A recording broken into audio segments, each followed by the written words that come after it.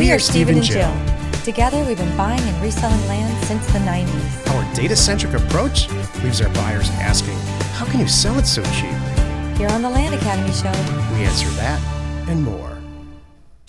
Steve and Jill here. Hi. Welcome to the Land Academy Show, entertaining land investment talk. I'm Stephen Jack Butala. And I'm Jill DeWitt, broadcasting from the Valley of the Sun. Today, Jill and I talk about the three types of land investment deal buckets that we kind of live by. Yeah. I think it's interesting that these change, by the way. Your 1, 2, and 3 different kind of buckets that you're working with and properties and prices, it's going to change and evolve. If you know us, you've learned that over the years, and heaven forbid you've been watching us and following us for the 7 years we've been doing this, but we are getting really good at eating our words. So we at one time we're going to do a whole separate podcast on poor broker agent bashing, and now we love them. Yeah. So when you hear us talk about these buckets, no, there's an ebb and a flow, and things change, and there's no wrong way. Well, I named them buckets for a reason, and we'll get into it in detail here in a minute. But the buckets themselves, the holder, never change. The stuff that goes inside changes. I thought becoming a parent and eating my words there was enough, but oh no, there's age and experience eating of words that goes on. And I'm sure that when we're 80, I'm going to go, oh, we were so wrong. And we're going to be eating our words again. Yeah. It's not the opposite, actually. It's like the older we get, the more I don't think I'm smart. I get less intelligent and less knowledgeable about, I think most people get older and they get real set in their ways and say, this is it. For some reason that I'm going the other way. Yeah, that's true. That's very true. Before we get into it, let's take a question posted by one of our land investor members on our online community. It's free. Did you know that we have a full-blown operational commercial printing company called offers2owners.com? Jill and I set this company up several years ago to specifically mail out our blind offer campaigns, and we started sharing it with our members and some non-members, a couple of years ago. Today, we mail out between 700,000 and 800,000 offers a month on their behalf. Give them a call, 800-725-8816, or support at offers2owners.com. It's offers the number 2 and then owners.com. Aaron wrote, how do you know if a property is an infill lot? Here's how, and it's actually quite simple. It's a very good, simple question. An infill lot has properties. You know what an infill lot is going to be used for. And how do you know that? Because the stuff that's around it or adjacent to it, hopefully adjacent to it, is developed that way. And it's almost always houses. It might be, in some cases, a strip mall. But it's an infill lot and not a piece of rural vacant land, or we don't know exactly how it's going to be developed because it's really far out from any type of urban center. If it's within an urban center or close to it, and there's houses all around it, it's going to be used to build another house. That's an infill lot. It's being infilled. Like it's in a subdivision. Yeah, it's a great example. That 98% of them are in subdivisions. Mm-hmm. An incomplete subdivision. And there's a lot that needs to have a house on it, just like next door. Mm-hmm. Thank you. Real easy to value, real easy to sell. You sell it to the person the developer who built all the other houses around that lot, around that area. And it's got a very specific market value that's tied to what a house is worth when it's completed. And let me save you some headache. Don't buy it if there are already 45 available for sale in that area. Yeah. You don't want to jump into that pool. In a perfect world, Jill's exactly right. You want to buy the last lot. Yeah. It's just one more house waiting to be built, or the last 10 lots. And these people have been hanging on to it lovingly. Yeah. And now's the time. They're not going to build it. Their kids don't want to live there after all because they don't want to be that close to mom and dad. And you scoop it up. Yep. That's the one you want. Land Academy 1.0? Yeah, Land Academy 1.0 is devoted to infill lots. 100%. It's called infill lots. Mm-hmm. If you remember, check that out because it explains all of this in an incredible amount of detail. Mm-hmm. Today's topic, the 3 types of land investment bucket deals. This is why you're listening. I'm always searching for easy ways to understand what ends up being a pretty complicated topic, this buying and selling of real estate. And so I kind of took a few steps back about 3 or 4, maybe 6 months ago, and looked at the deals that Jill and I do. And I put them into 3 buckets, and here they are. And Jill's going to say, yeah, that's not really what I think. In a minute here, I can tell. She's flipping through papers. I'm writing. Yeah. Bucket number 1 is buying a piece of land and reselling it for more. Never going to see it. It's never leaving your desk. This is the bread and butter, vanilla flavored Land Academy textbook transaction. In our case right now, we buy it for $20,000 or $30,000 and sell for $60,000 or $70,000. When we started, we were buying bucket 1 property, and we were buying for, $500 to $800 and selling it for $1,500. So the bucket itself has always been the same, but what we're filling it with, the type of transaction that we're filling the bucket with, is a little bit different. But it's still, the numbers are a little bit different. Maybe the areas that we do it in geographically are different. But it's still bucket 1 property. Buy a piece of property, resell it. Bucket 2, do you want to talk about this? No, go ahead. Bucket 2. No, I'm going to let you keep going. Bucket 2 property is buy it real cheap, but you're going to have to do some stuff to it.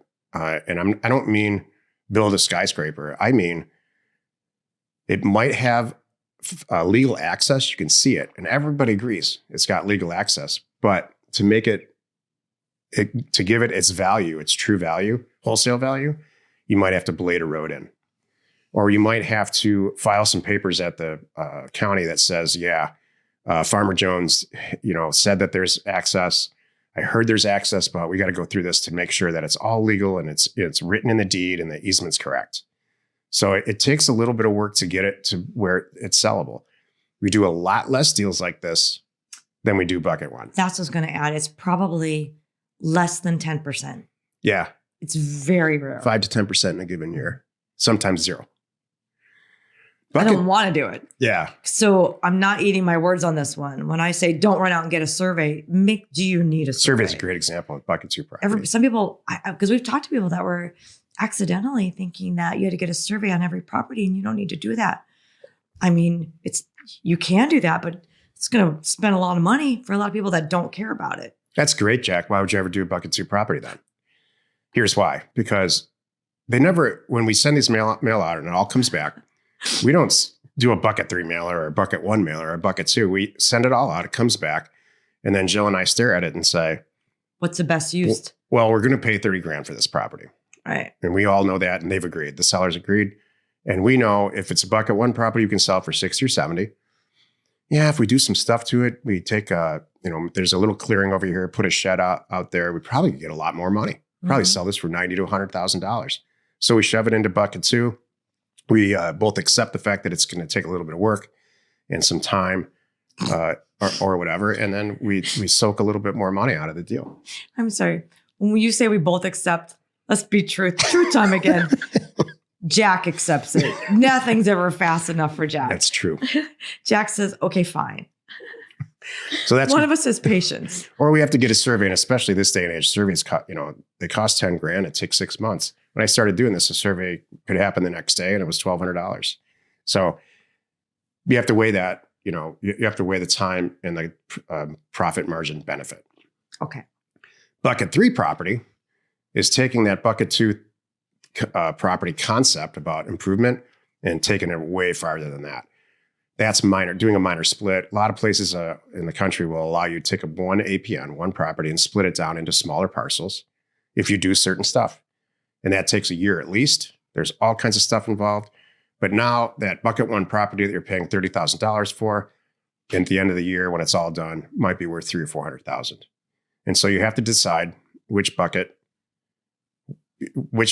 these properties fall in, or, and this is a beauty of this business, you can decide to stick your middle finger up to all of this and say every single property is a bucket 1 property. Right. And that's it. I want to buy it for 30 and sell it for 80. So I see bucket 1 is our regular land deals, which includes deal funding too, by the way. That's our bucket 1 stuff. It could be a bucket 2, but Jack likes to see it as a bucket 1. Number 2, am I going to split it up, do something, do it lightly, blade in a road? Number 3 is kind of develop it in Yeah. some way. Like maybe I prop a shed on it. I don't know, make it stand out in some way that's really, really unique and cool and good because it makes money. Right. I'm also going to add, so that's what we're doing now. And I was saying this stuff changes. So for someone brand new, you're starting out, what should your buckets look like, right? Here's how I envisioned it. Your buckets, I think, are going to be money driven, not necessarily type driven. I think you're going to evolve to that. And part of it is too, because your niche and your type is going to find you. You may get when I describe these 3 buckets, you may be happy with these 3 buckets forever, and that's all you're doing. Maybe your bucket 1 is what you start out on, lower dollar deals, because that's your comfort zone. A lot of people start there, and it's great. Maybe they're $1,000 deals. Buy them for 1, sell them for 8. Do that for a while. I don't know. Roll in bucket 2. And part of this is tied to the interview that you're going to hear tomorrow with Brandon Kuhn. And he talks about that's how he started out. And so he has some great stories and examples of this. You'll hear it tomorrow. So, and then bucket 2 is maybe these are the little more expensive $5,000 deals. Buy them for 5, sell them for 15. That's your bucket 2. I don't do as many of those. More money is involved, and I'm just being. So you're changing the buckets. I'm talking about a new person and how your buckets can evolve. No, then if you're going to buy it and resell it, then it's all bucket 1. Well, that's how you see that, Jack. No, that's how we teach it in the program, Jill. Well, I know, but I'm just saying you can. You know what? And that's the great thing about this program. Make it your own. I'm making this podcast my own. Clearly. And I think bucket 3 could be bigger deals. I'm buying for $15,000, $20,000, $30,000 deals. I don't do many of those, because I'm brand new and I'm probably not even using my money. So maybe that's my personal bucket 3 is not my money deals. Somebody else is funding them, and I think of those a different way. And then it just evolves. Thank you for sharing. My partner doesn't agree. You just blew my whole bucket 3 bucket concept completely out of the water. Well, because your buckets are different than my buckets. Okay. Why do they have to be the same? Bucket 1 property is buy the land and sell it for more. You might be a $500,000 piece of property that you sell for $600,000. The bucket's the same. The type of deal that you put in the bucket is what is variable. Okay. We have made, all kidding aside. Forget the buckets. Kick the buckets. Don't kick the buckets. Jill and I have made bucket 1 property our career, and that's what we teach. Right. And a very, very small percentage of properties reach it to 2. And, in reality, here's what happens when we decide to do a bucket 2 property. We get a property in that doesn't appear to have access, which happens often. And so we have a choice. We can pass on it, or we can choose to get it so cheap. Jill will go back and say this property doesn't have access, but she happens to know, and this is a real example, happens to make 2 phone calls to the surrounding owners of property that say, oh, yeah, sure. We'll grant you access. You don't even need to pay us. Just, send me the paperwork. Right. I'll sign it. And so now we've got a piece of property that has very little value in its exact present form and present state physically. But with the stroke of a pen and a few things that the neighbors are willing to do and happy to do, now it's got access. And so we turn that property into some serious value. So it doesn't happen all the time, but it does happen. And that's my bucket 2. And bucket 3 is, and we have several bucket 3 properties going on right now where we're minor splitting it and getting it ready for mobile homes to be put on the property and then selling it to the person who's going to do that. So Jill has obviously a little bit of definition I'm learning today. And that's okay. And you should too. Happy you could join us today. You just want to make these aware of this. That's all. We're not saying you should do one or the other. No. And I'll tell you, I'll end on this. In career path, this is a big topic because there are people that come to us, a lot of people that come to us who are bucket 3 people, and that's it. They only ever want to subdivide property and put stuff on it and really do a couple deals a year and make a couple $1,000,000 a year. And that's okay. That's great. It's just not, we're bucket 1 people. Need to send out a few thousand offers to property owners like us? Check out offers and the 2owners.com. So it's offers2owners.com. No setup fees, free mail merge, exceptional service, and now including just released for everyone, concierge data and pricing. It's awesome. Give Offers to Owners a call today. Happy you could join us today. 5 days a week, you can find us here on the Land Academy Show. Tomorrow, the episode on the Land Academy Show is called, well, we interview, like Jill said earlier, Brandon Kuhn, who's a very successful, longtime Land Academy member. We had a lot of fun doing it. It's a great show. Yeah. And a former Career Path member and now a Career Path helper. Yep. Career Path helper. You are not alone in your real estate ambition. That was fun, Jill. It's fun to disagree with you right in front of a camera. You said I'm allowed to have my own buckets, and I have my own buckets. So I have my own buckets. You're allowed to do anything you want after the amount of stuff that you sold this month. Thank you. Baby. I'm changing the whole buckets. Yeah, you know what? Now they're baskets. You know what? How about this? You have your own darn buckets. You can take your buckets and do what you want with them. Mine are pretty baskets with flowers in them, and we're over here killing it. And our baskets are very different. Buckets and baskets. That's right. That's what we should have called this. Exactly. And now we will. Thank you for tuning in. Jack and I are very aware that not everyone has $100,000 lying around to buy land. Well, don't worry, because we fund many deals. Whether you're a Land Academy or not, we are happy to fund your deals. Check out landfunding.com. And in addition to us, there's a whole group of investors involved with Land Academy. And we've got, should I say that number? Yeah, sure. All right. Combined to date, the last time we checked, was about $40 million available to fund. And this is not a loan, by the way. It's a person that's going to partner with you and they're going to fund your deal. It's not like a percentage thing. So check out our website. You'll find out more. Or email support@landacademy.com. We are Jack and Jill. Information and inspiration to buy undervalued property. We hope you found our content valuable and we appreciate your support. If you have not already, please check out our channel and hit the subscribe button. And your comments and suggestions help us to create the content you're here for. Hitting the like button helps to support our channel's algorithm and gauge your interest for future shows.